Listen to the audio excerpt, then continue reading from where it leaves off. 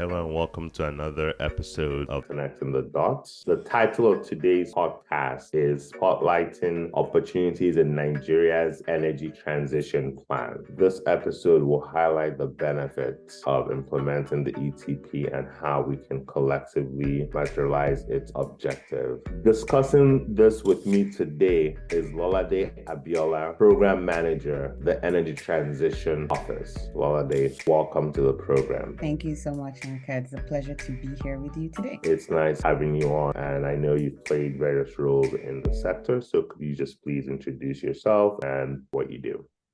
My name is Lolade Abiola, as you just so kindly introduced me. I am the program manager for Nigeria's Energy Transition Office, and really my role is leading the team to ensure the implementation of Nigeria's energy transition plan, which seeks to address sort of two dual crises, really, to address universal access to energy, which we hope to get to by 2030, and also to meet our commitments to reach net zero by 2060. In addition, I also wear another hat. I lead the Africa Renewable Energy Manufacturing Initiative, which is an initiative launched last year at Abu Dhabi Sustainability Week, being implemented by Sustainable Energy for All with Bloomberg Philanthropies, Africa Climate Foundation, and Africa Climate Fund. That really seeks to scale up renewable energy manufacturing across Africa. So that is what I do. As you know, I play different roles within public sector and private sector and government, in the power sector and other sectors. And so here I am. If I may ask, I'm very interested in the manufacturing conversation, right? Because I feel that if we don't manufacture, we cannot feed our people, right? And we'll keep depending on FX and those sorts of things as far as having to buy goods abroad and import in. Mm-hmm. How are we tracking on that? I know we're totally deviating from the plan, but I just wanted to throw this out there. How are we tracking? Are we actually making real progress in increasing how much we manufacture year over year? So when I say manufacturing, it's renewable energy manufacturing. And so ensuring that we play a role, Africa plays a role in regards to, the value chain, and that we kind of localize that within Africa. It's part of, the tenets of the energy transition plan at the end of the day, because we need to ensure that not only are we looking at clean energy systems and low carbon energy systems, but also ensuring that, we also get to industrialize and to grow our economy and increase jobs. And playing a role and growing the renewable manufacturing base will support not only those renewable energy projects that we're hoping to deploy under the plan, but also to show that within the supply chain we play a role. And so we actually are making quite a bit of progress. Only last week, I'm sure you must have heard of the Oxano plant that was, the manufacturing facility that was commissioned. They're a partner company, we're supporting them. And really, it's through South-South collaboration, working with the likes of China, South Korea, Japan, India, countries that really are making, a lot of gains and are leading in the space of renewable energy manufacturing. And so the support cuts across solar PV, three key technologies: solar PV, batteries, and electric vehicles as well. And we provide support from end-to-end direct support, connection with other donors and funds that can provide financing towards some of these companies. Also looking to, put country profiles together. How do we attract some of the larger renewable energy manufacturing industries to sort of co-locate and expand into Africa? And we get the opportunity to utilize some of our raw materials and not end up being a net exporter of our raw materials and a net importer of, finished materials. That's interesting, because the conversation we had, I think, back in 2018 on a project was around solar renewables is obviously the new horizon. What we don't want is we don't want to eventually be just having one part of the value chain, which is the electricity, as what we get from this boom. We should be able to be part of the entire value chain, or else we're going to end up with a lot of foreigners in Nigeria doing the manufacturing and doing everything for us, and we'll just have the minimal job. So we really need to find a way, and I'm really happy about the Oxano plant. And I know there's the battery one in Enugu that's there. They're talking about starting there's all these conversations that I'm hoping will get to a place where the price of renewables drops, and now because things are now locally manufactured, not imported in. Exactly. And some of the things that we do as energy transition offices, being sort of the office that has linkages with a lot of the MDAs and, the highest level of government, is easy for us to kind of speak to a lot of these ambitions that we have, talk about some of the bottlenecks within the policy space, enabling environment. We're able to engage with other sort of financing organizations to talk about, okay, what is the infrastructure that needs to be put in place? If it's, industrial parks, how can we ensure that we put those together? What are the incentives that we can work on to really attract that and make Nigeria, and obviously we're working across 6 countries in Africa, Nigeria sort of a hub to ensure that we are also able to really participate in that value chain. Interesting. Okay. Could you just describe a bit about the EETP journey? I think you've already talked a bit about that, just from the day it launched and to where it is now and where we hope to get to. Yeah, it's been a very exciting journey so far. I mean, from like you said, the launch, it was launched last year, 2022. And I think the key word that a lot of people kept on mentioning was like, this is an ambitious plan. It's just an ambitious plan. And so as a small team then, it was rather daunting, but also we took it up as a challenge. And I think initially it was very, very important for us to ensure that alignment and to show that it was a whole of government approach, and that we disseminated the plan and ensured that it was embedded within all the MDAs and their plans. I mean, what we are talking about within the energy transition plan is not actually alien. It's something that within Nigeria we've been doing in various pockets. But I think it was very important to show that, okay, we have made this commitment to reach net zero by 2060. How do we intend to do that? And I think, again, it was a very, very bold move for Nigeria, because at the time, we're the only African country that came up with an energy transition plan. And even beyond that, I think we're one of the key countries that showed how are we going to reach net zero. It wasn't just a statement or a commitment. We had it backed with data. Obviously, it's a data-backed plan, but also there was an investment deck and investment opportunity that was also part of the plan, which showed the various pathways through which, once investment flows through those pathways and we're able to ensure the deployment of projects across those 5 key sectors, then we'll be able to reach our targets by 2060. Yeah, and I think it's interesting because whenever I hear targets and whenever I hear those sorts of things with government involved, I always get weird, right? Yeah. Because back in 2013, we talked about the 30-30 plan by 2030, right? I was sitting in the Ministry of Power when that was being discussed. And in my mind, 17 years from 2013 looked like it was forever. Yeah. But hell, we're 7 years away and we don't have 1 ounce of renewable on the grid, right? So it's one of those things where plans are good to do, and obviously that's the first step. But how do we ensure that they're implemented, and maybe talk about the achievement? Because obviously ETP's been doing quite a bit in making sure we get towards that net zero by 2060. Thanks so much. I think that's a great point. I mean, if we talk about plans in Nigeria, we've got a lot of plans. We can plan for days. And I think sometimes we struggle with the implementation. There's just a lot of moving parts that kind of hinder progress. And I think we understood that and we saw that right from the beginning. That's why we said, look, we have to have this investment deck. So, I mean, before I even move to the real crux of what we're doing with regards to progress, it's important to show that at the beginning, dissemination and alignment was key. We all had to be singing from the same hymn sheet. Whenever any sort of minister or anybody was talking about any energy transition related activities, be it within the 5 sectors, we had to always be referring to the same numbers, to the same data. And I think we did really, really well because we were open to working with, the entire chain, right from the top all the way to the ministries, the departments, the agencies, the civil servants. So we really worked on that. And our stakeholder engagements as well were really, really important to us, ensuring that we were speaking to the right people also in the private sector as well. And I think fundamentally our role as ETO is resource mobilization. Like we created the plan. $410 billion above business as usual spending, up to 2060. So that's approximately $10 billion a year. Again, people say, wow, that is ambitious. But the fact of the matter is, yes, getting to net zero and reaching net zero by 2060 will take that much. So the question is, how do we get those financing and ensure that the climate financing flows do come to Africa, do come to Nigeria, because it's out there. There are various forms of fundings and commitments that have been put out there. We talk about the JETPs and the likes. And so for us, it was important that we weren't just going to ask for this significant amount of money and that it was backed by an investment deck. a plan that across these sectors, these are projects that are happening. Some, there's government support in there. Some are purely private sector-led, market-driven. And initially when we started, it was a $23 billion opportunity across sectors, on-grid, off-grid power, clean cooking, e-mobility, healthcare. And so now we've even updated the deck, and we now have over $50 billion of opportunity. And we have within our team, investment facilitation and project preparation team that really is looking to answer the questions that a lot of these financiers are talking about.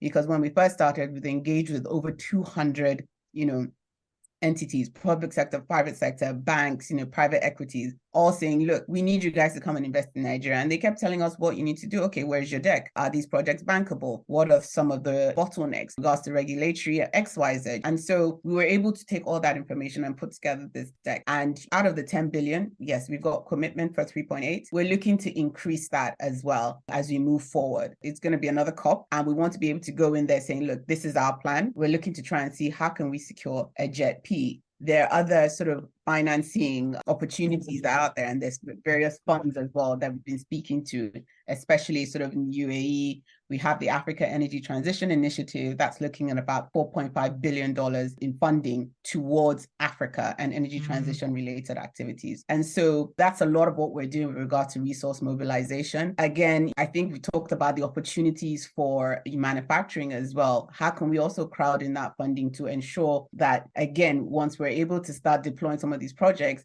that we're also creating opportunities for local companies to be able to sell their equipment and sell, some of these inputs in order to ensure that we then start building capacity across the entire value chain in Nigeria. It seems like you've got a lot of work to do with your team. That's quite a bit. I think if I look at the opportunities of just moving the off-grid sector, and not even just off and on-grid, right? Because we're not talking about both.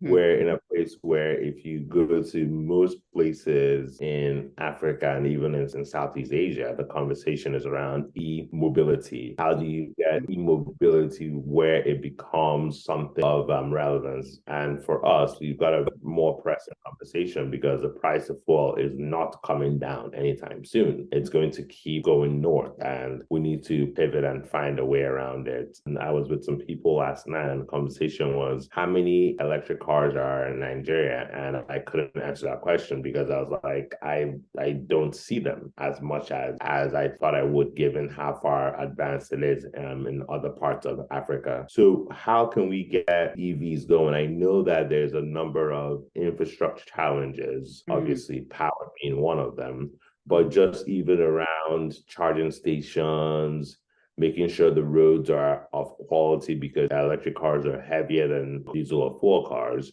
So you've got that other piece to make sure that electric cars will not damage roads and all that stuff. So what do we need to do to really push this e-mobility angle? Absolutely. I think you're right. With a lot of changes that have been made with the new government, like you said, all of a sudden, electric vehicles look like a viable alternative, or at least a viable mode of transport, when you compare them to ICE vehicles. And you'll be surprised to find that there are actually quite a few local companies that are in this space that are really looking at the two-wheelers and the three-wheelers as well. Because obviously within the north as well, and the sort of agrarian communities, you find that obviously with their bikes, and we're building out mini grids now, thanks to a lot of the programs, some being supported by the REA. There are now sort of collaborations with the likes of companies such as Max and G that have bikes that are being charged using the mini grid infrastructure in a bid to kind of increase productive use. And so you're absolutely right with regards to, the charging infrastructure. And I think when you even just sort of say electric cars, people just think, oh my gosh, we're not there yet. But I think it's possible. And some of the work that we're doing as the ETO is providing these sort of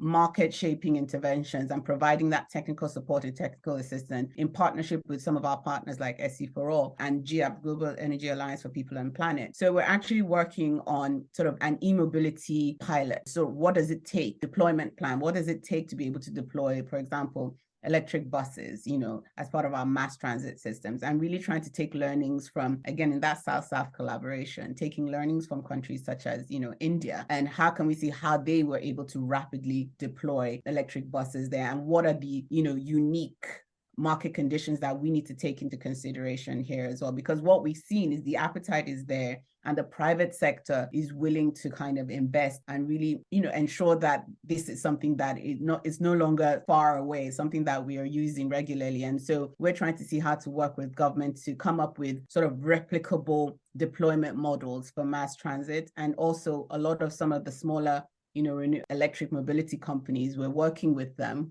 We had a stakeholder engagement where we were really speaking with them to say, okay, what are some of the challenges that you're facing?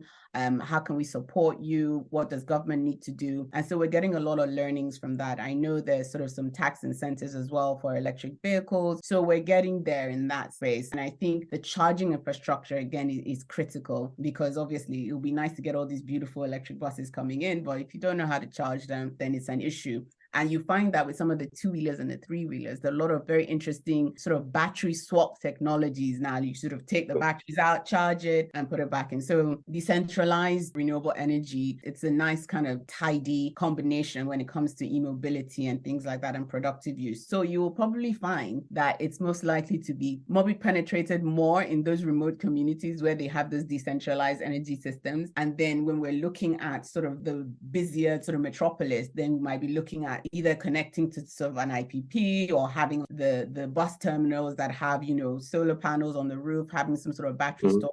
And so we're trying to gather a lot of data in order to inform that and to inform a business model that is really private sector driven, and that government just provides that enabling environment for e-mobility to thrive. Interesting. I think we're both at the Africa Climate Summit. Yeah. And what was really interesting about that is the president of Kenya drove to the summit in an electric vehicle, which was really unique. So I think it's that bit of ownership by government to be able to start getting things going in the country. Just a last question on this e-mobility conversation. What are we looking at as far as numbers in the next, I don't know, 5 to 10 years in the medium to long run for Nigeria as far as getting the tricycles, the two-wheelers and cars in country as far as numbers? Off the top of my head, actually, I know I have a number somewhere, but off the top of God, I don't have that, especially with the 2 and 3 wheelers, because I think, the dissemination of that is, and the deployment of that is just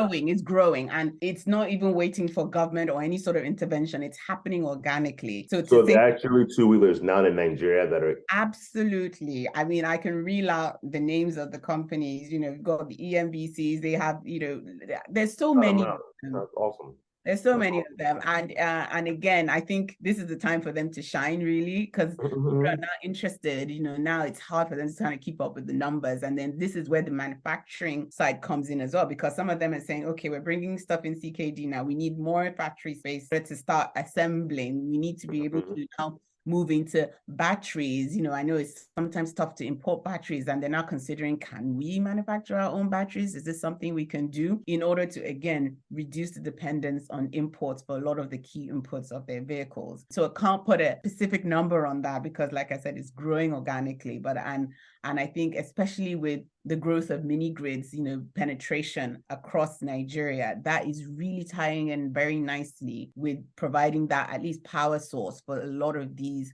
2-wheelers and 3-wheelers that are in sort of more remote communities. Interesting. That's really cool. So then around finance, and I think when you spoke before, you mentioned a bunch of billions and billions and billions, right? So how are we going to secure this fund? I know South Africa, I believe their plan was going to cost a few billion to even set up, and they had some financing challenges. What are some of the pathways that the country could use in order to really address our problem in getting our plan done, and also start to implement it, and who will finance it? Absolutely. I mean, like I said, our key role really is that resource mobilization and sort of really dimensioning the financing landscape and ensuring that they flow towards Africa. I mean, you mentioned, the South Africa, you're talking about the Just Energy Transition Partnership, the JETP. And really one of the sort of prerequisites, the condition of them sort of getting that finance was to do with coal decommissioning, right? They wanted to ensure that they moved away from coal. And how do you support that? what is the funding required in order to do that. And so they were able to secure that funding. And I think same with the other countries that have been able to secure a JET-P. Really for us, it's about defining what is our transition thesis. And ours is diesel displacement, right? We have numbers of approximately, 40 gigawatts or so of sort of installed generator capacity in Nigeria. And obviously, in order for us to transition away from that, we need significant resources to both strengthen the grid and also deploy sort of off-grid decentralized renewable energy, solutions. And that is what we're looking to see as the package that we want to put together to say, look, we want to move away from diesel gensets as the main source of power in Nigeria. And so this is what the cost is going to be. We need to fund our energy transition plan and kind of structure it in such a way that works for us. And I think it's important to also understand the various areas and the various pockets of funding that are out there. And for the JET-Ps, you have the blend of grants, concessional loans and things like that. And so there are various financing entities that we're really targeting to see how can we kind of secure funding from them. And like I mentioned, there's some entities that come together in the UAE, we have the JET-Ps, and there are various sovereigns and countries that we're speaking to bilaterally to see how can we secure that. And I think also fundamentally is also pulling together what we currently have in country, right? We have to also ensure that we mop up the capital and the funding that is in country, target them towards those projects. And I think that will also open up the floodgates as well with regards to climate financing. And so we're working very closely with the private sector working group of various financiers that are coming together to show these are the various pathways for securing funding, and these are sort of projects that we want to fund. And so that is sort of helping to strengthen the various opportunities that we're finding with regards to funding the energy transition plan. Interesting. We have a major challenge in the country, and it's really around data, right? Because that's a huge problem on the on-grid, and it's become a problem on the off-grid end, because I'm sure you being an insider, you probably have a pretty good idea of how many mini grids there are in country, but that's not common. Most people don't have that data point. So just from a point of view of funding, to get funding, they're going to require data. They're going to want to know what you're going to do with the money and look for credible data to back up what you're saying. How are you guys solving this problem? Because data is such a big problem in country. Absolutely. Not just even for our work in the Energy Transition Office or just generally about, the power sector. It cuts across the entire country. If you don't have data to back up what you're doing, then to be honest, it's ill-informed. And that's why our energy transition plan had to be data-backed, and data-driven. And you're absolutely right. There's a lot of data out there, but they're in silos. And it's important that we work on this aggregation and decentralization and digitization at the end of the day, because as you know, there's some incredible data somewhere, but it's in a file somewhere. So it's important that we work together with all the ministries and all the departments and agencies that really are tasked with, gathering data to see how can we come together to aggregate, even if it's not on one massive platform, but how can we ensure that it is accessible, it's used towards the benefit of, for example, the private sector that are looking to deploy solutions. I mean, we've already started some of this work. The federal government partnered with Sustainable Energy for All last year to deploy the integrated energy planning tool. And really that, is a planning tool, it's a geospatial planning tool. It's literally providing investment grade data, and it's open source. It's free for people to log in and gather data. And really we see that it helps to bring down the cost of project development. So you have information on sort of energy access areas, willingness to pay, ability to pay, sort of proximities to hospitals and schools and whatnot. And so we need a lot more of those sort of portals. I know in the REA as well, they had something like that developed for the Nigeria electrification program. And we also have, the likes of NIAF as well, working on sort of an integrated resource plan and things like that. So there needs to be more, I guess, synergy and collaboration of the different entities, both domestically, and also you will find that internationally as well, you have donors that are also looking to develop these platforms. So as the ETO, that's when our stakeholder engagements are important, because we had a data stakeholder session a few weeks back, and that really brought everyone together to say, look, this is what everyone is doing, and let's see how we can kind of work together and almost kind of like reduce some duplication and work towards a bit more openness with regards to data sharing and the likes. But again, there's a lot of fantastic work being done on gathering data and pulling them together, but I think more synergy needs to happen across government and across all the various entities that are pulling data together. Definitely. And one of the things we've always talked about is when a transition happens, it normally leaves out people who have made a livelihood for generations on one part of the value chain. How are we ensuring that that's not going to happen, or more or less, how are we going to upskill those people to be able to transition with us and rather than being left behind? Okay, no, absolutely. And that's a key element again of the plan, in the sense that we cannot transition and then leave people behind and out of jobs. I think the way in which things are sort of developing globally is that the transition will happen, but it's a gradual transition. And I think we have enough time to kind of see the particular areas jobs will be affected and where sort of support needs to be sort of concentrated on. And I think, as you had mentioned and we talked about previously, energy transition also brings about lots of opportunities, creation of new industries, new low carbon energy systems are being developed. And so again, I think boosting support for the private sector for the deployment of renewable energy projects, for support of renewable energy manufacturing, gives the opportunity then for new jobs to be created. I mean,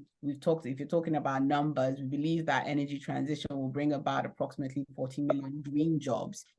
Yes. And so we're looking to see, okay, how can we partner with institutions of higher learning and training colleges, and then, partner with them to be able to come up with sort of curriculums and courses for renewable energy sort of technicians, and to be able to allow them to be able to then transition into some of these new industries that we're really supporting and growing. I mean, I'm a solar technician. I got trained in the Lagos State Electricity Board, but RENAC came from Germany to train us. And so working with the likes of RENAC and other global institutions to partner with our local institutions, is something that we're really passionate about, to see how can we at least create that avenue for those that are likely to be affected by job losses going forward. And for those young, smart, intelligent people that we have, how can they then start kind of feeding themselves into these new, highly skilled jobs that, weren't there 30 years ago, but will be the mainstay for decades to come. That's really interesting. So if I wanted to on my house, you could install it for me?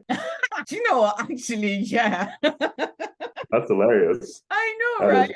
But it would, because that is what they trained us on, everything, the panels, where to screw, how to plan, how to do everything, the energy systems. And it was fantastic. And I'm really proud of my certificate. I still have it. And so these are opportunities, because when we talk about all the training colleges and the polytechnics, I mean, I was speaking to, the CEO of Oxano, and he was saying that that is a real issue that, they're having, that where to find the right kind of skilled labor to be able to support on his manufacturing line, and that he's having to train from scratch, and that sometimes it's almost as if there isn't value in going into some of these training colleges. But then if all of a sudden there is value added through global training institutions coming and saying, at the end of the day, you're going to get this great certificate that will allow you to get this kind of job, be it in deploying solar panels or working in an EV factory or whatever it is, it then adds more value, and then it reduces the pressure on companies such as themselves to have to train people from scratch. Yeah, and I think it's really important to develop and to